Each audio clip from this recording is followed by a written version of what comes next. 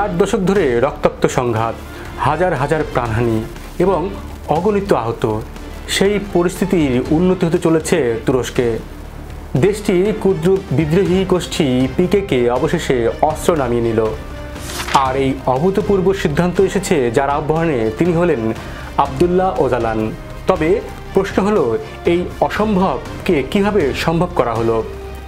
এই ঐতিহাসিক পদক্ষেপের পেছনে সবচেয়ে গুরুত্বপূর্ণ ভূমিকা রেখেছেন তুরস্কের প্রেসিডেন্ট এরদোয়ান। তবে আছে নানা চ্যালেঞ্জ। শুধু যুদ্ধ থামানোই যথেষ্ট নয়, প্রয়োজন দীর্ঘমেয়াদী সমঝোতা। তা না হলে এই শান্তি দীর্ঘস্থায়ী নাও হতে পারে। সেটি কি আদৌ সম্ভব? আসুন বিশ্লেষণ করি।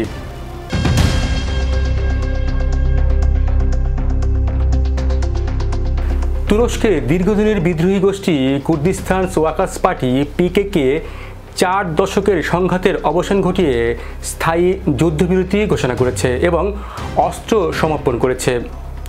বন্দী নেতা আবদুল্লাহ ওজালানের আহ্বানে সাড়া দিয়ে এই বিদ্রোহী গোষ্ঠী এই গুরুত্বপূর্ণ সিদ্ধান্ত নিয়েছে। তুরস্কের প্রেসিডেন্ট এরদোয়ানের জন্য এটি একটি ঐতিহাসিক রাজনৈতিক অর্জন। কিন্তু দীর্ঘ 40 বছরের এই সংকট সমাধানে অনেক কৌশল নিতে হয়েছিল প্রেসিডেন্ট এরদোয়ানের। যদিও ক্ষমতার প্রথম দিকের বছরগুলোতে এরদোয়ান পিকেকের বিরুদ্ধে কঠোর সামরিক অভিযান চালিয়েছিলেন, পরবর্তীতে তিনি পরিস্থিতির উপর নির্ভর করে কুর্দি সমস্যা নিয়ে নমনীয়তা দেখিয়েছেন, বিশেষ করে যখন বিষয়টি একটি জাতীয় স্বার্থ বা রাজনৈতিক সুবিধা অর্জনের কেন্দ্র হয়ে উঠেছিল। 2013 থেকে 15 সালের ব্যর্থ শান্তি আলোচনার পর গোপনে আবারও পিকেকে এবং ওজালানের সঙ্গে সংলাপ শুরু হয় এবং দ্বিতীয় শান্তি প্রক্রিয়াতে তুর্কি গোয়েন্দা সংস্থা MIT এর উচ্চপদস্থ কর্মকর্তারা সরাসরি জড়িত ছিলেন, যাতে আলোচনাটি রাজনৈতিক চাপ থেকে মুক্ত থাকে। আঞ্চলিকভাবে সিরিয়ার কুর্দি গোষ্ঠীগুলোর প্রতি যুক্তরাষ্ট্রের সমর্থন কমে আসা এবং ইরাকের কুর্দিস্তান আঞ্চলিক সরকারের সঙ্গে তুরস্কের সম্পর্ক মজবুত হওয়ায় পিকেকে এক প্রকার কূটনীতিকভাবে কোণঠাসা হয়ে পড়ে।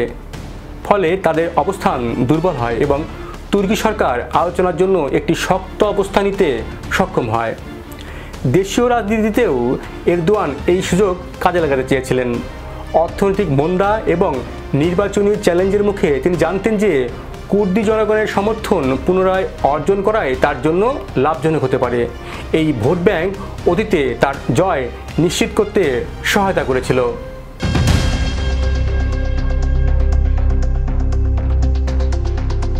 (1999 সালে কারাবন্দী থাকলেও আবদুল্লাহ ওজালান এখনও পিকেকে ও উর্দি রাজনীতিতে একটি গুরুত্বপূর্ণ ব্যক্তি। তার শান্তির আহ্বান অনুসারীদের কাছে গুরুত্বপূর্ণ, তাই তুরস্ক সরকার তার সঙ্গে আরও বেশি সরাসরি যোগাযোগ করে, যাতে ওজালান তার প্রভাব কাজে লাগিয়ে বিদ্রোহীদের অস্ত্র ফেলে দেওয়ার আহ্বান জানাতে পারেন। ওজালানের বার্তায় কৌশলগত পরিবর্তনের ইঙ্গিত ছিল। তিনি বলেছেন, সশস্ত্র সংগ্রাম পরিত্যাগ করে রাজনৈতিক ও গণতান্ত্রিক পদ্ধতির মাধ্যমে কুর্দিদের অধিকার অর্জনের চেষ্টা করতে হবে। তার এই বক্তব্য পিকেকে একটি নতুন পথ বেছে নিতে উদ্বুদ্ধ করেছে।